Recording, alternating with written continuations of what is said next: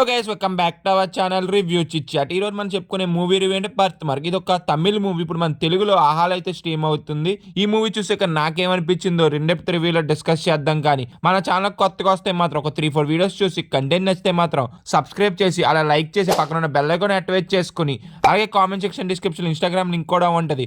అది కూడా కంటెంట్ నచ్చితే మాత్రం కన్ఫర్మ్ అయితే ఫాలో కొట్టండి. ఇంకేం లైక్ చేయకుండా వీడియోని అయితే స్టార్ట్ చేసేద్దాం. కమింగ్ టు ద మూవీ యొక్క బేసిక్ స్టోరీ లైన్ అంటే మన హీరో పేరేమో డానీ, హీరోయిన్ పేరేమో జెన్నీ. వాళ్ళకి కొత్తగా పెళ్ళయ్యాక మన హీరోయిన్ కి నేచురల్ డెలివరీ అవ్వాలని ఒక ఊరికైతే తీసుకెళ్తారు. ఆ ఊరిలో నేచురల్ డెలివరీకి ఆ ఊరు అనేది బాగా ఫేమస్. ఆ ఊరికి వెళ్ళాక కొన్ని హీరోకి చేంజెస్ అయితే అవుతాయి. ఆ చేంజెస్ ఏంటి, వీళ్ళ లైఫ్ లో ఏమేమి చేంజెస్ జరిగినాయి, ఆఖరికి ఏమైంది అనేది మూవీ చూసేస్తారు మీరు తెలుసుకోవాలి. ఫైనల్ గా మూవీ చూసాక నాకేమనిపించింది అంటే మాత్రం నేను డిసప్పాయింట్మెంట్ అయ్యా. మూవీ అనేది నాకు నచ్చలేదు.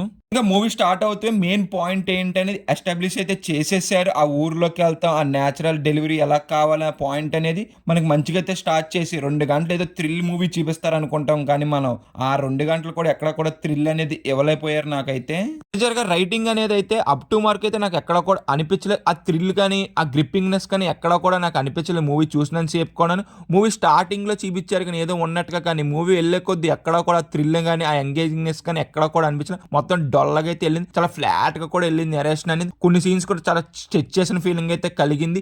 మూవీలో కొద్ది గొప్ప బాగున్నది ఏంటంటే ఆ బీజిఎం అనేది ఆ విలేజ్ సెటప్. ఇంకా మిగతాదంతా చాలా స్లోగా అయితే అనిపించింది. అప్పుడు త్రూ అవుట్ మూవీ మొత్తం 2 hours ఎంతో ఉండదు రన్ టైం అనేది.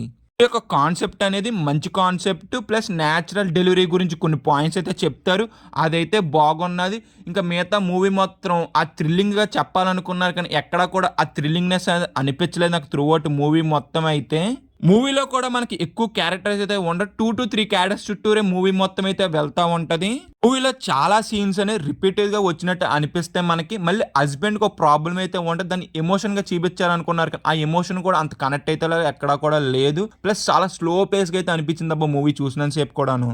ఇది గైస్ మూవీ చూసాక నాకైతే ఇలాగైతే అనిపించింది. సపోజ్ ఈ మూవీ మీరు చూసుంటే మీకేమనిపించో కింద అయితే డెఫినెట్ గా అయితే కామెంట్ చేయండి మర్చిపోకుండా. మూవీ యొక్క కాన్సెప్ట్ ఎంత మంచిదో కానీ ఎగ్జిక్యూషన్ అనేది అంత వర్కౌట్ అయితే అవ్వలేదు. చాలా స్లో పేస్ గాను ఆ డ్రామా కూడా అంత వర్కౌట్ అవ్వాలా, ఎమోషన్ కూడా అంత కనెక్ట్ అయ్యేలాగా కూడా మనకి ఎక్కడ కూడా అనిపించలేదు నాకైతే. ఇంతే గైస్ మేము ఇచ్చే రేటింగ్ ఎంత అంటే మాత్రం 2 out of 5 గైస్. వీడియో చూసారు కాబట్టి మీకు ఏమనిపించో కింద అయితే కామెంట్ చేయండి. మన ఛానల్ కొత్తగా వస్తే మాత్రం ఒక 3-4 వీడియోస్ చూసి కంటెంట్ నచ్చితే మాత్రం లైక్ చేసి పక్కన ఉన్న సబ్స్క్రైబ్ బటన్ ఆన్ చేసి అలా పక్కన ఉన్న గంటను కూడా ఆన్ చేసి అలాగే comment section description Instagram link కూడా ఉంటుంది. కంటెంట్ నచ్చితే మాత్రం అది కూడా వెళ్ళి ఫాలో కొట్టని మర్చిపోకుండా.